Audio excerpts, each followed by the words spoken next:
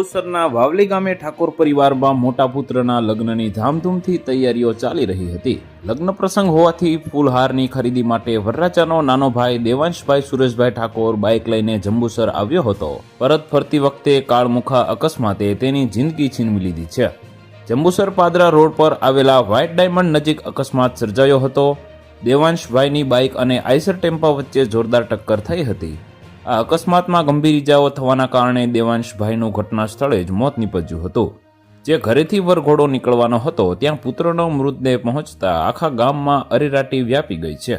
માતા પિતા અને વરરાજા ભાઈ પર આભ ફાટી પડ્યું છે। ઘટનાની જાણ થતાં જ જંબુસર પોલીસ સ્થળ પર પહોંચી હતી। પોલીસે આઈસર ટેમ્પા ચાલક વિરુદ્ધ ગુનો નોંધી મૃતદેહને પોસ્ટમોર્ટમ માટે ખસેડી આગળની કાયદેસરની કાર્યવાહી હાથ ધરી છે। તો વધુ માહિતી મેળવવા માટે ચેનલ સાથે જોડાયેલા રહો। વિડીયો પસંદ આવે તો લાઇક કરી દેજો। ચેનલમાં નવા છો તો સબસ્ક્રાઇબ કરી દેજો।